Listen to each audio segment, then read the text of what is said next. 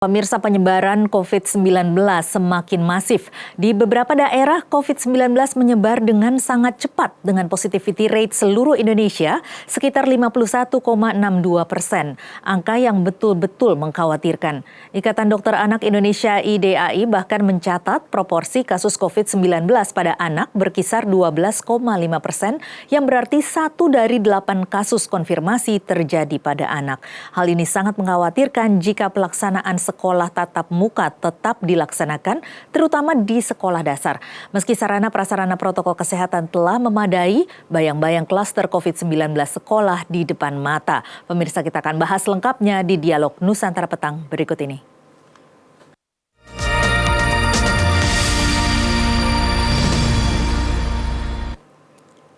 Pemirsa, saat ini saya sudah bersama dengan Iman Z. Hairi, Kabid Advokasi Perhimpunan Pendidikan dan Guru P2G. Selamat sore, Mas Iman.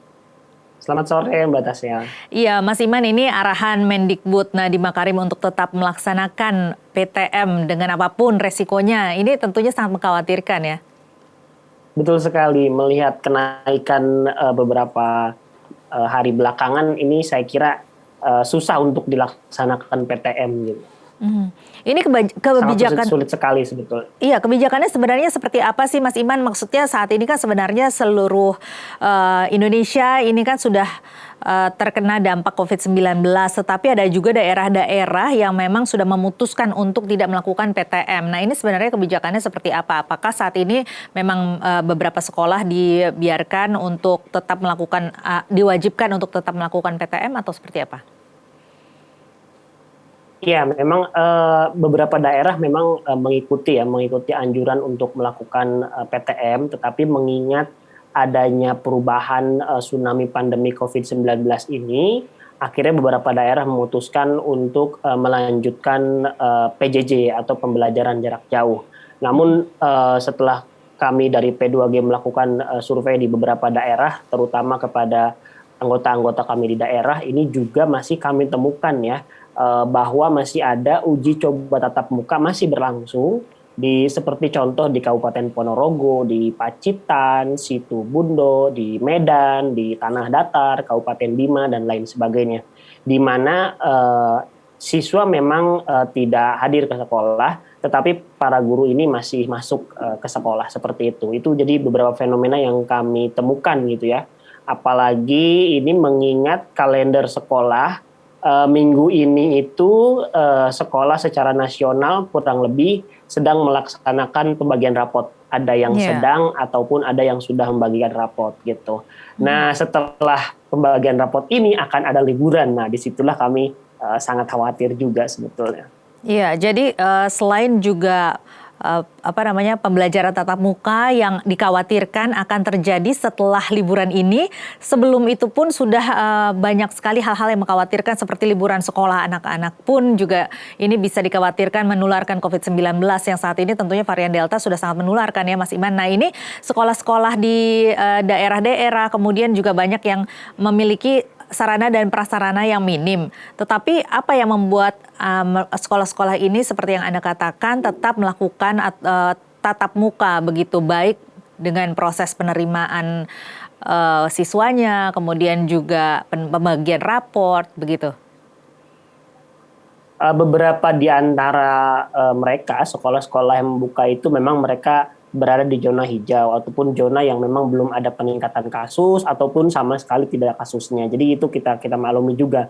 Tapi juga kemudian kami tetap mendorong ya agar sekolah tetap harus memenuhi daftar periksa di mana ada item-item yang harus dipenuhi oleh sekolah gitu.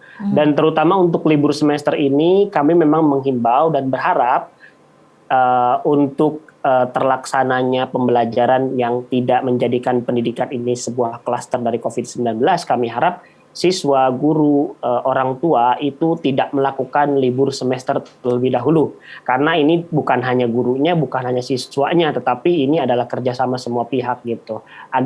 Tentu saja agar kita nanti bisa melaksanakan pembelajaran lebih efektif gitu. Iya, memang pembelajaran tatap muka ini kan dilaksanakan dengan pertimbangan bahwa kerugian yang dilaksanakan dengan PJJ seperti learning loss ini akan kita alami. Tetapi kemudian di satu sisi juga ketika nanti PTM tetap dilaksanakan dengan kondisi pandemi yang semakin masif ini, tentunya juga kan akan menimbulkan dampak kesehatan. Nah, ini menurut Anda mana yang harus dipilih, mana yang paling besar memberikan dampak atau kerugian? Tentu kalau kita ada kesempatan tidak memilih, kita ingin memilih keduanya ya, pembelajaran tatap muka tetapi juga tidak terkena COVID-19. Tetapi kan kalau kita ikuti beberapa percobaan dari beberapa bulan belakangan, memang ada banyak kegagalan-kegagalan dan virus ini zero tolerance gitu kan. Sebetulnya tidak ada toleransi untuk virus ini. Makanya kemudian yang harus kita ikuti tentu saja ini prinsip yang dikeluarkan oleh UNESCO dan disepakati oleh WHO misalkan. Yang pertama harus menjadi prinsip adalah hak untuk hidup. Kedua adalah hak untuk sehat dan yang ketiga adalah hak untuk mendapatkan pendidikan. Karena tanpa kehidupan dan juga tanpa kesehatan, pendidikan juga tidak akan terlaksana. Jadi saya kira ini adalah berita pahit tetapi harus kita jalankan. Setelah liburan nanti kita juga memang sudah mengantisipasi ya. Nanti kan ada masa pengenalan ya. Pengenalan lingkungan sekolah dan juga masa orientasi sekolah gitu kan. Kami juga menghimbau dan berharap agar Kemdikbud ataupun Pak Nadiem Makarim segera mengeluarkan buku paduan ataupun pedoman bagaimana caranya mereka tetap bisa mengenal sekolah dengan otentik gitu ya. Artinya nggak yang cuman online doang mereka jadi bosen. Bagaimana caranya bisa dibuat seotentik mungkin. Mereka benar-benar bisa mengenal sekolahnya. Jadi itu salah satu caranya adalah keluarnya buku pedoman dari Kemdikbud. Bagaimana MOS ini dilaksanakan dengan situasi hari ini, berarti kan kemungkinan besar dilaksanakan secara daring. Meskipun potensinya sangat besar sekali, ada yang namanya wisata digital, ada yang namanya pameran digital dan lain sebagainya. Saya kira itu bisa disiasati dan harus kita lakukan sekarang karena kan setelah liburan nanti ada penerimaan siswa baru dan mereka ini kan nggak mungkin ya seperti tahun pertama kita pandemik semuanya kan serba terburu-buru jadi mereka benar-benar bukan hanya lost learning tetapi juga mereka tidak ada keterikatan dengan sekolah gitu. Gurunya aja virtual belum pernah ketemu kan, ini sekolahnya aja belum pernah. Jadi kami kira juga itu perlu ya untuk buku pedoman MOS yang dikeluarkan oleh Kemdikbud sebelum ada masuk ke kalender MOS itu sendiri gitu. Iya, memang MOS atau MPLS atau apapun itu namanya, masa orientasi sekolah, masa pengenalan lingkungan sekolah ini artinya Anda merekomendasikan agar dilakukan secara daring tetapi dengan program yang kreatif dan benar-benar tersistem dengan baik begitu ya. Betul. Nah, ini kalau untuk sekolah-sekolah yang dengan sarana dan prasarana yang sudah memadai tentu kan didorong untuk melakukan PTM. Kalau untuk sarana dan prasarana ke sekolah dengan sarana dan prasarana yang minim ini jika dilakukan tetap melaksanakan PTM, apa kira-kira sanksinya? Apakah saat ini pelaksanaannya sudah mulai dilakukan pengawasan? Itu yang sering kami sampaikan juga ya, untuk di daerah-daerah sendiri dengan fasilitas yang minim, mereka daring pun tidak bisa, mau tatap muka pun takut salah karena tidak sesuai protokol. Kami kira yang harus ditekankan adalah peran tentu saja peran Dinas Pendidikan Daerah dan juga perangkat-perangkat satgas di daerah-daerah tertentu gitu ya. Iya, saat ini menurut Anda kinerjanya sudah maksimal belum mereka? Kami kira belum maksimal ya karena sangat belum maksimal karena juga beberapa guru di daerah-daerah yang kami sebutkan tadi ya. Di beberapa daerah di mana di sana ada anggota P2G melaporkan bagaimana PTM tetap berlangsung, pengawasan memang tidak ada gitu ya. Jadi pengawasan itu akhirnya hanya ada di satu pintu dari guru itu sendiri gitu. Jadi kami memang juga mendorong supaya pengawasan itu tetap berlangsung karena kan jelas ya mereka tidak bisa melakukan daring secara maksimal dengan fasilitas digital yang sangat minim seperti itu. Iya, selain itu persiapan sebenarnya untuk PTM di samping fasilitas-fasilitas yang sekolah yang memadai ini juga tentunya pemerintah sudah melaksanakan vaksinasi kepada para guru-guru begitu. Apakah menurut Anda ini cukup menjamin keamanan PTM? kita melihat ya beberapa fenomena misalkan vaksinasi ini juga tidak selalu efektif. Makanya kemudian selain bahwa vaksinasi ini juga harus selesai, ini kan nggak menyelesaikan keseluruhan masalah karena siswa ataupun pelajarnya kan belum divaksin juga gitu. Iya. Makanya kemudian kita kembali ke protokol karena itu satu-satunya jalan yang bisa kita lakukan gitu saat ini gitu. Karena vaksin walaupun sudah selesai tetap tidak menghentikan laju COVID-19. Iya, vaksin dari keseluruhan masyarakat Indonesia yang mencakup 4 tahap 181,5 juta masyarakat Indonesia. Untuk guru-gurunya sendiri bagaimana saat ini evaluasi atau laporan vaksin cakupannya ke pelosok-pelosok? Iya, kami sudah mendapatkan beberapa laporan bahwa memang di pelosok-pelosok sudah mulai masuk beberapa vaksin, meskipun memang tidak begitu masif, tetapi mereka rata-rata sudah mendapatkan vaksin tahap pertama. Jadi saya kira untuk vaksinasi itu tinggal dilanjutkan saja dan diselesaikan apabila memang belum sampai tahap 2. Namun kemudian kita langsung melanjutkan ke persoalan berikutnya. Ketika guru ini sudah aman, guru dan tenaga pendidik maksud kami, ini siswanya bagaimana, interaksinya seperti apa dan lain sebagainya. Jadi kami harap juga pengawasannya ini juga lebih ditingkatkan gitu. Selain bahwa vaksin sudah selesai dan itu juga kita apresiasi maka juga protokol di sekolahnya juga harus kita awasi. Pengawasan ini yang saya kira sangat penting di daerah. Baik Mas Iman, kita akan lanjutkan lagi perbincangan ini, tetapi kita harus jeda dulu. Pemirsa tetaplah bersama kami, Nusantara Petang masih akan kembali dengan dialog Nusantara Petang usai jeda.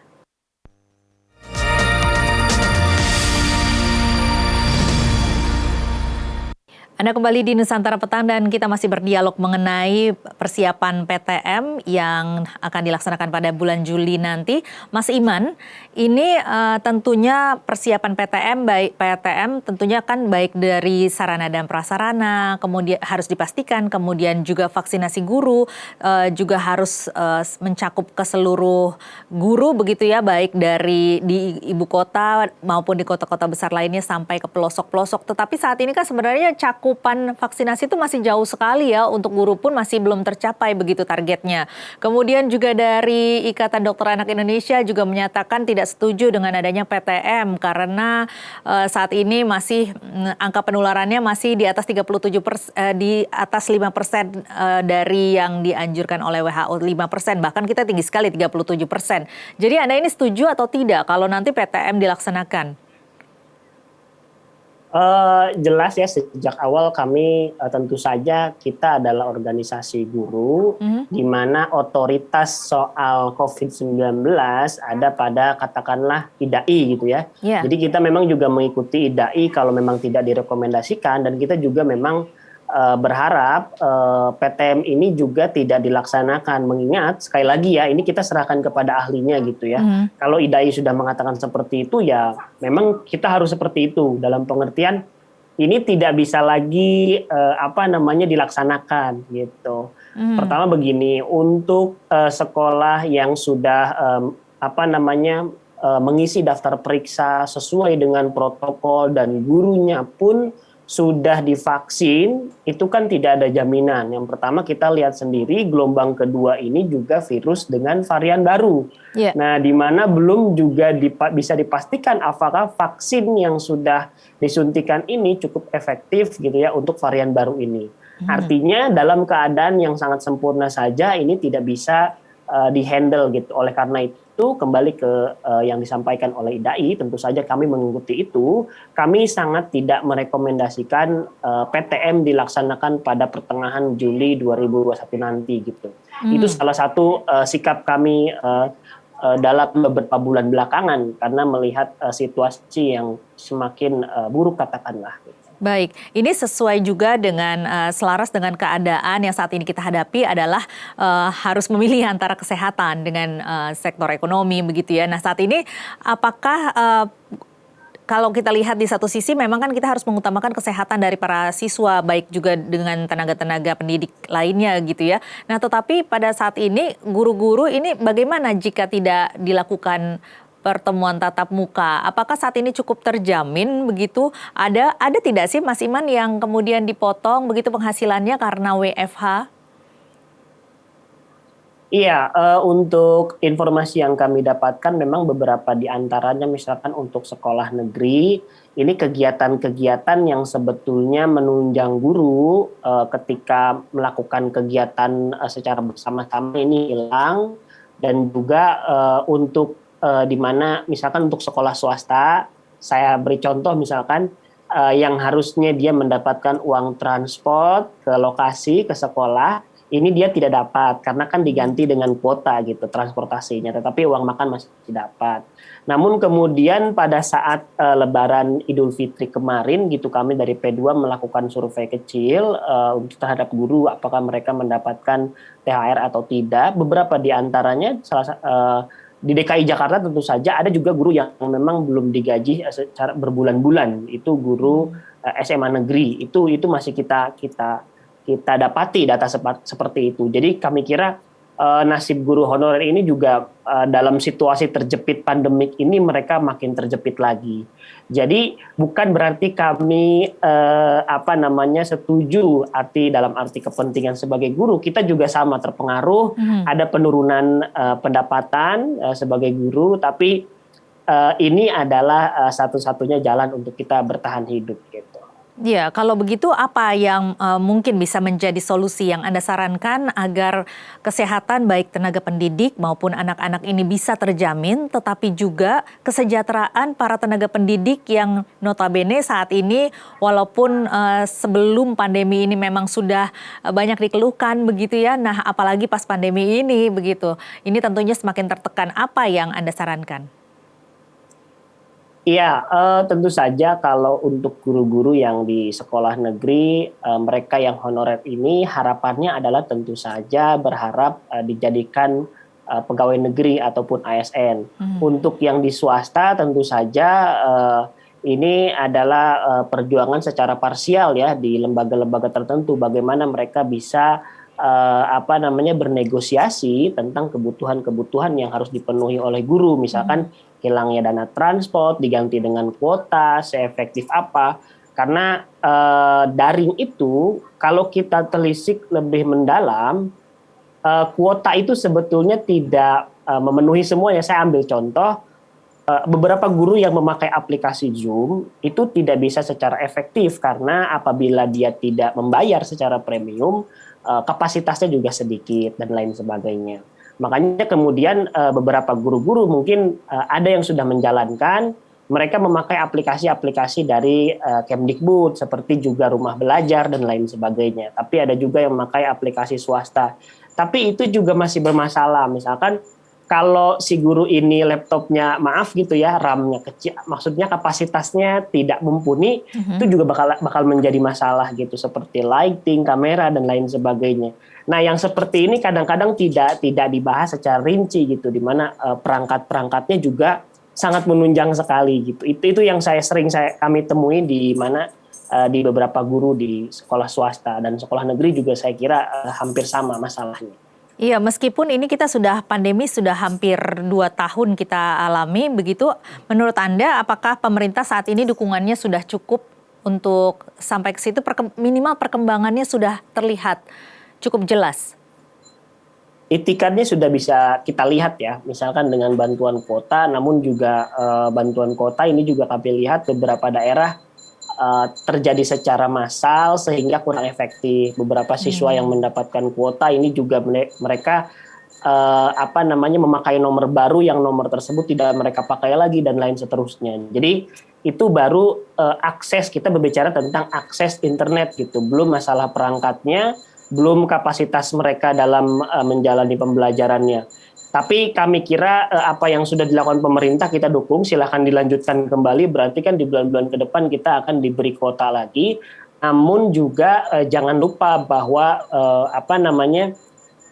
para guru ini juga sebetulnya butuh fasilitas yang lebih real gitu ya tentang pembelajaran online. Apakah laptop mereka perlu di-upgrade, apakah perangkat-perangkat lainnya juga harus di-upgrade juga seperti itu. Artinya pemerintah harus turun secara langsung, melihat secara langsung bagaimana teknisnya ini dilaksanakan ya? Betul, kami melihat memang pemerintah melakukan banyak pelatihan gitu kan terkait guru-guru ini di masa pandemik ini. Tapi kami melihat juga pelatihan yang terlalu banyak juga kami kira harus dicek ya kemudian oleh beberapa ahli psikolog apakah itu tidak akan menyebabkan kelelahan mental dan lain seterusnya karena selain masalah pelatihan ya kesejahteraan itu sendiri ya soal kesejahteraan itu perlu diperhatikan juga bagaimana mereka bisa mengikuti berbagai pelatihan gitu jika dalam keadaan katakanlah perut lapar gitu seperti itu.